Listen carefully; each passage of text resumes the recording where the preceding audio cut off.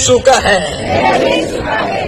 बिचुका से ईटानगर तक प्रभु का श्री यीशु मेरा शेर है।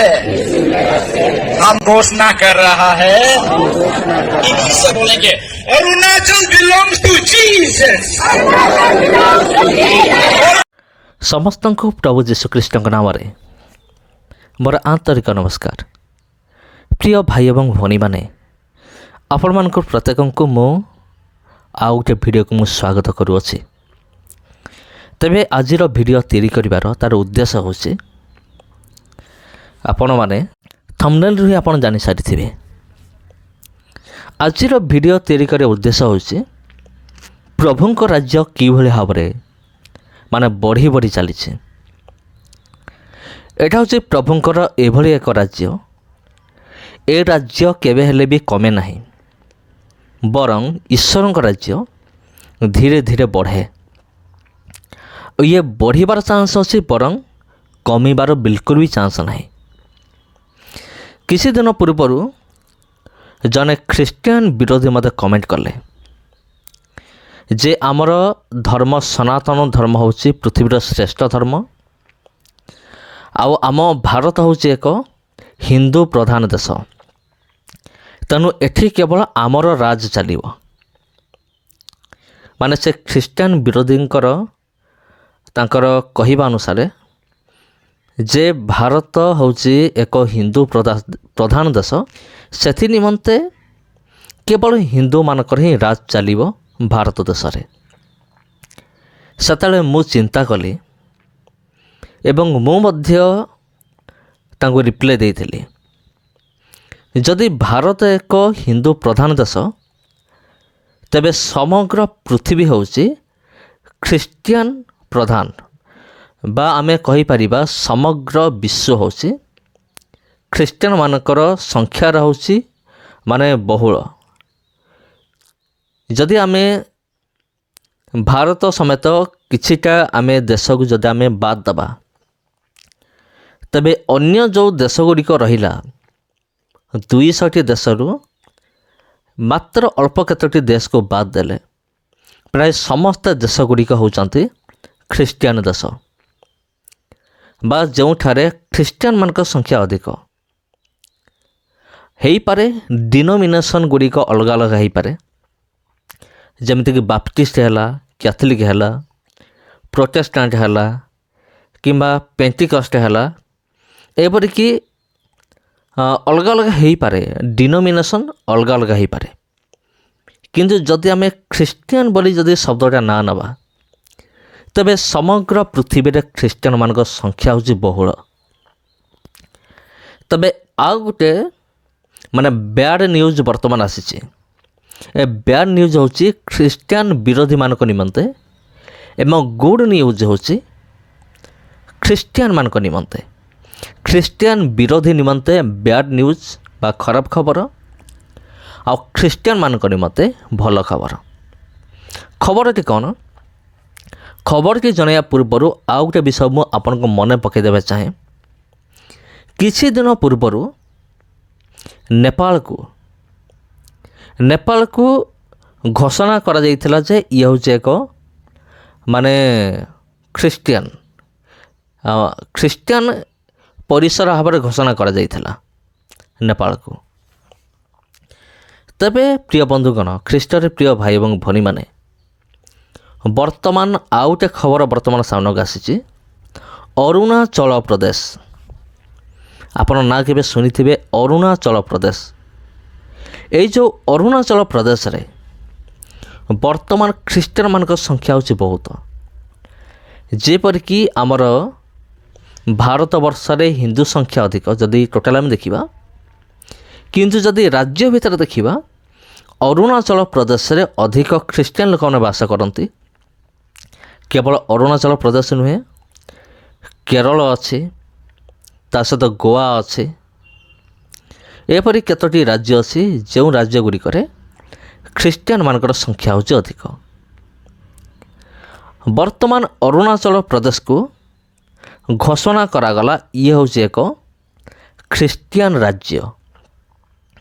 ହଁ ପ୍ରିୟ ବନ୍ଧୁଗଣ, ଅରୁଣାଚଳ ପ୍ରଦେଶକୁ ଖ୍ରୀଷ୍ଟିଆନ ରାଜ୍ୟ ଭାବରେ ଘୋଷଣା କରାଗଲା। ଏ କଥା ଶୁଣିକି ଖ୍ରୀଷ୍ଟିଆନ ଲୋକମାନେ ନିହାତି ଆନନ୍ଦ କରିବେ। ଯାହା ହଉ, ଏକ ରାଜ୍ୟ ହୋଇଗଲା, ମାନେ ଖ୍ରୀଷ୍ଟିଆନ ରାଜ୍ୟରେ ପରିଣତ ହେଲା। କିନ୍ତୁ ଏଇ କଥା ଶୁଣିକି ସେଇମାନଙ୍କର ମାନେ ମୁଣ୍ଡରେ ଚିନ୍ତା ପଶିବ ବା ସେମାନେ ଭାବିବେ, ଆଉ ସେମାନେ ଈର୍ଷାରେ ଜଳି ଉଠିବେ। କେଉଁମାନେ? ଖ୍ରୀଷ୍ଟିଆନ ବିରୋଧୀମାନେ। ଏଇଟା କାହିଁକି ଖ୍ରୀଷ୍ଟିଆନ ରାଜ୍ୟରେ ପରିଣତ ହେଲା?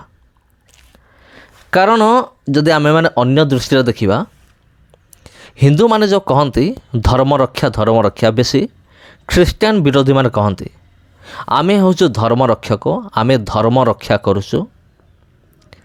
କିନ୍ତୁ ମୋର କହିବାର କଥା ହେଉଛି, ଯେଉଁ ଖ୍ରୀଷ୍ଟିଆନ ବିରୋଧୀମାନେ ଖ୍ରୀଷ୍ଟିଆନ ନୀତିକୁ ବା ପ୍ରଭୁ ଯୀଶୁଙ୍କର ଲୋକମାନଙ୍କୁ ନିଚା ଦେଖେଇକି ନିଜ ଧର୍ମକୁ ଉପରେ ରଖିବା ପାଇଁ ଚେଷ୍ଟା କରନ୍ତି, ସେଇମାନଙ୍କ ନିମନ୍ତେ ଏକ ଚେତାବନୀ। ତୁମେମାନେ ଧର୍ମ ରକ୍ଷା କରୁଛୁ ବୋଲି ଏମିତି କହୁଥିବ, ଆଉ ଏଇପଟେ ଗୋଟେ ପରେ ଗୋଟେ ଲୋକମାନେ ସେମାନେ ପ୍ରଭୁ ଯୀଶୁଖ୍ରୀଷ୍ଟଙ୍କୁ ଜାଣି ପ୍ରଭୁ ଯୀଶୁଖ୍ରୀଷ୍ଟଙ୍କୁ ନିଜର ବ୍ୟକ୍ତିଗତ ଉଦ୍ଧାରକର୍ତ୍ତା ଭାବରେ ସେ ଗ୍ରହଣ କରୁଥିବେ। ସେମାନେ ହୁଏତ ଏକଥା ସତ ଯେ ଖ୍ରୀଷ୍ଟିଆନ ଲୋକମାନେ ମଧ୍ୟ ଖ୍ରୀଷ୍ଟିଆନିଟିକୁ ପରିତ୍ୟାଗ କରୁଛନ୍ତି, ସେମାନେ ମଧ୍ୟ ବିଭିନ୍ନ ଧର୍ମକୁ ଗ୍ରହଣ କରୁଛନ୍ତି। ଖ୍ରୀଷ୍ଟିଆନରୁ ହିନ୍ଦୁ କିଏ ହେଇଯାଉଛି, ଆଉ ଖ୍ରୀଷ୍ଟିଆନରୁ ମୁସଲିମ କିଏ ହେଇଯାଉଛି, ଖ୍ରୀଷ୍ଟିଆନରୁ ବୌଦ୍ଧ କିଏ ହେଇଯାଉଛି। ସେ ଯାହା ବି ହେଉ, ଏସବୁ ତ ମୁଁ ଜାଣିନି କିଏ ହେଇଛି, କିନ୍ତୁ ଜଷ୍ଟ ଗୋଟେ କଥା ପଡ଼ିଲା ବୋଲି ମୁଁ କହିଲି।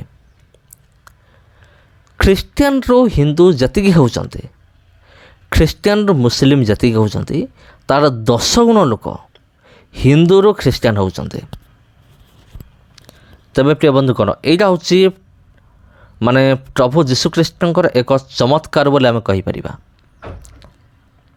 ଆଉ ଯିଏ ପ୍ରଭୁ ଯୀଶୁଖ୍ରୀଷ୍ଟଙ୍କୁ ଥରେ ପାଇଛି, ସେ ତା ଜୀବନରେ କେବେ ବି ଭୁଲିବ ନାହିଁ। ପ୍ରକୃତରେ ଯିଏ ପାଇଛି, ଆଉ ଯିଏ ପ୍ରକୃତରେ ନ ପାଇଛି, ଆଉ ଯିଏ କେବଳ ପ୍ରଭୁ ଯୀଶୁଙ୍କର କେବଳ ଚମତ୍କାରକୁ ଦେଖିକି ମାନେ ତାଙ୍କ ନିକଟକୁ ଆସିଛି ଯେ ମୁଁ ଯଦି ଯୀଶୁଙ୍କ ପାଖକୁ ଯିବି ମୋର ରୋଗ ଖାଲି ଭଲ ହୋଇଯିବ, ମୋର ସମସ୍ୟା ସମାଧାନ ହୋଇଯିବ। ହଁ, ପ୍ରଭୁ ଯୀଶୁ ସମସ୍ୟା ସମାଧାନ କରନ୍ତି, କିନ୍ତୁ ତାର ଅର୍ଥ ଏହା ନୁହେଁ ଯେ ଆମେ ପ୍ରଭୁ ଯୀଶୁଙ୍କୁ ଗୋଟେ ବନ୍ଧନ ଭିତରେ ଆମେ ରଖିପାରିବା ଯେ ଆମେ ଯାହା କହିବୁ ଆମର କଥା ଅନୁସାରେ ପ୍ରଭୁ ଯୀଶୁ ଉଠ ବସା ହେବେ। ସେମିତି ନୁହେଁ।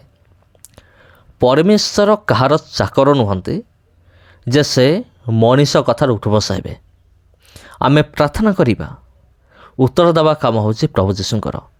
କିନ୍ତୁ କେବଳ ମୁଁ ଯଦି ଯୀଶୁଙ୍କୁ ବିଶ୍ୱାସ କରିଯିବି, ମୋ ଜୀବନରେ କେବେ ବି ସମସ୍ୟା ଆସିବ ନାହିଁ, ଏଇଭଳି ଚିନ୍ତାଧାରା ରଖୁଥିବା ଲୋକମାନେ ବି ଅନେକ ଅଛନ୍ତି।